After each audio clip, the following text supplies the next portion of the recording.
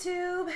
Hey fellow crafters and crocheters, my name is Jewel Mom and I'm here to teach you guys how to crochet, answer any questions and previous comments in my videos. And this is my first time doing a YouTube channel specifically for crochet and to teach and help you guys perfect the craft. I'm self-taught.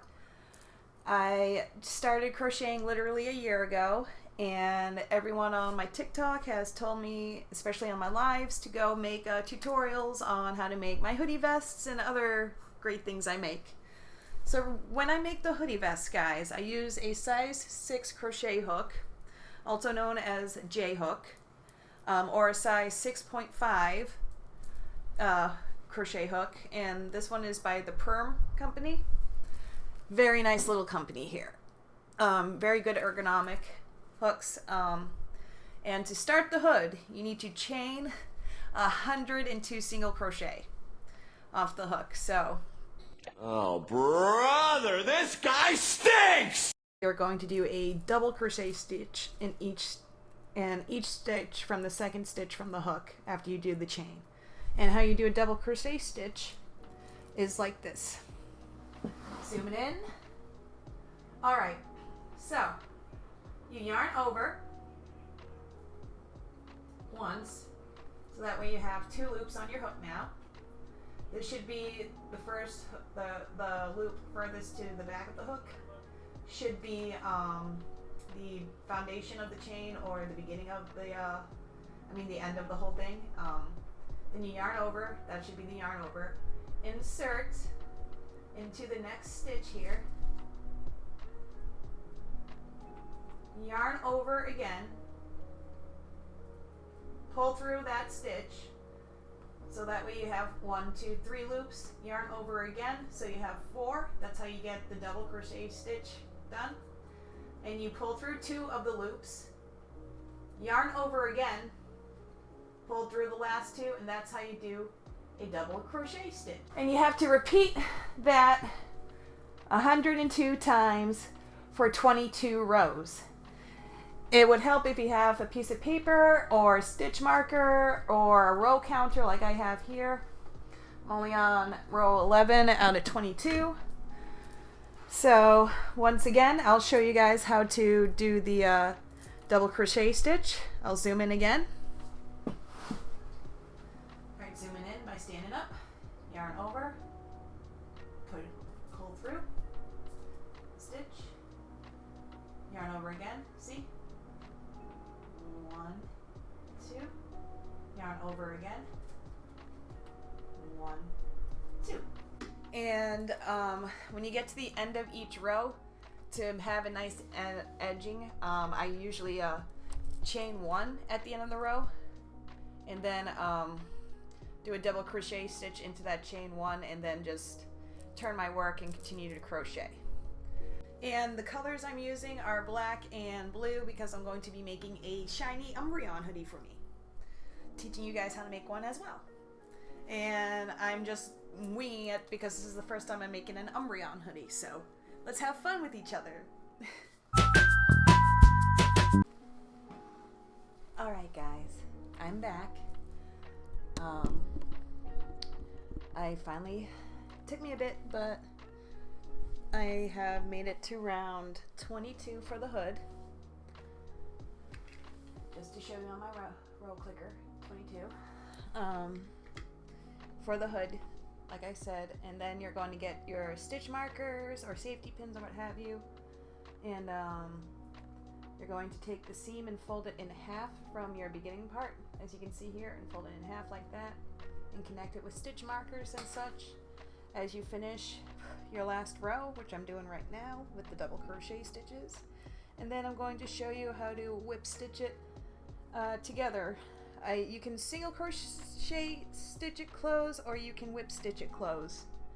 I'm going to do the whip stitch because it's one of my favorite stitches to do, and it's very easy to do, and it gives give, so that way the fabric that you make from the yarn and such, because think about it, crocheting, you make your own fabric in a sense. So yeah, and then what you do is you're going to do a slip stitch to end it all off, which is you just insert your hook into the last stitch you made. You don't have to double crochet, it's just a slip stitch. Slip stitch, yarn over, pull through, don't yarn over again, and you just pull through, and now you have finished it off.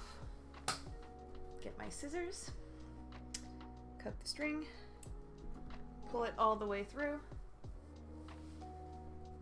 The hood is supposed to look like a rectangle. It's okay if it bunches a little bit or gets rounded here along this side where you started. That's okay because that's where you're going to do the whip stitch along this seam here. So you take your project, make sure the ugly side is showing out first, fold it in half like so, and then to hold it in place so it doesn't move while you're doing the stitches, I would suggest bobby pins, stitch markers, anything that you can use to hold two stitches together.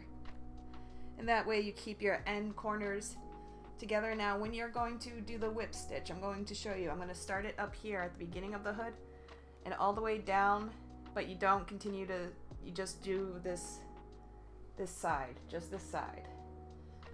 And then you get your hood from it. So, remove my extra stitch markers. Honestly, I just need one stitch marker for the bottom part.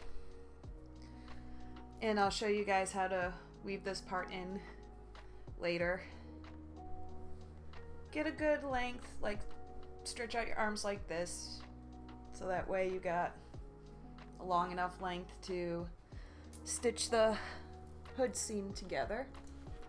Cut your desired amount that you think you need for your hood. And I'm still trying to get used to looking into the camera. I have autism, so it's hard for me to make direct eye contact, but I am trying. I am trying my best. Alright, and I like to even up my ends. Tie just a simple knot. Alright, I'm gonna get up in 1 second. Alright, so this is the ugly side of it for me, where some of my stitches are showing and such, so it won't show on the outside for the hood. Alright, so you go to the top of your fold of your long rectangle that you made. Go to the top here.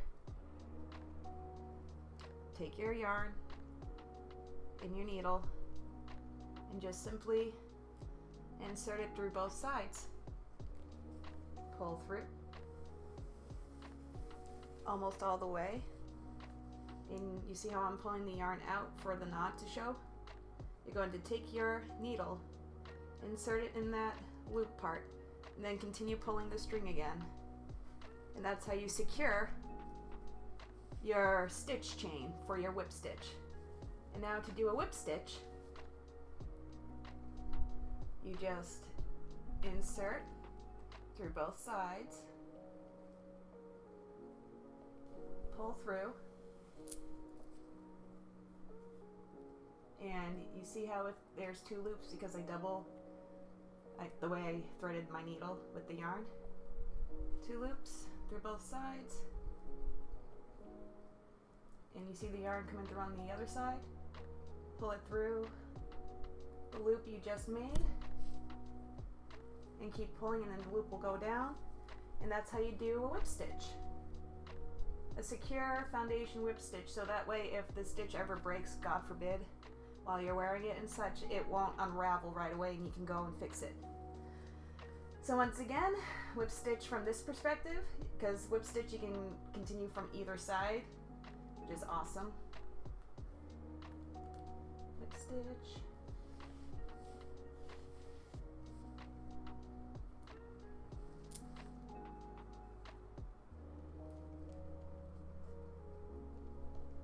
There we go. Now mind you, this is just the base of the Eevee hood I'm making. Eevee hoodie vest. And you guys can add anything to the hoods you want if you're good at embroidery and such, or you can just make your own plain hoodie vest. Whatever you like.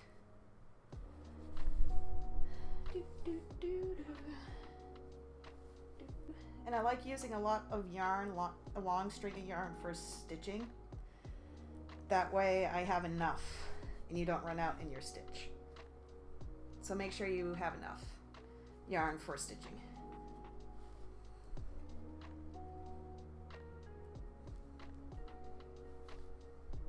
Then obviously you cut off the excess tails that like you see right here when you're done stitching it together. And always stretch your work as you work along with stitching or even crocheting. It's always good to stretch your work, so that way it keeps its form and you know exactly what you're working with that you made. Because sometimes I swear, even though you follow a pattern or you make up your own pattern, yarn has a mind of its own some days. I'll tell you where I got my nickname Jewel Mom. One, I am a mom. I've also been a step parent. Two, it's my nickname I've had since I was a child, Jewel. Because it sounds pretty close to my actual name. And it's what my friends call me and my TikTok people that follow me and such. So, yeah, good times. It's just so weird getting used to recording and doing these tutorial videos for you guys, because I'm kind of talking to myself in a way while I'm teaching you guys while I do this. So it's an interesting concept I got to get used to. So you should be doing about, for the whip stitch, 51 whip stitches if you fold it in half, because remember you chain 102. So to start the foundation of the rectangle for the hood, and then you got to do 22 rows of it and such. And I painted the eyes I'm going to add for the Umbreon hoodie. I was going to try to crochet the eyes, but it's a little bit too much work and it doesn't seem like to give the effect I want. So I painted these eyes here for my Umbreon, shiny Umbreon hoodie. And it even got a nose I'm going to put on the hood too. That I'll do in this video. My hook is broken.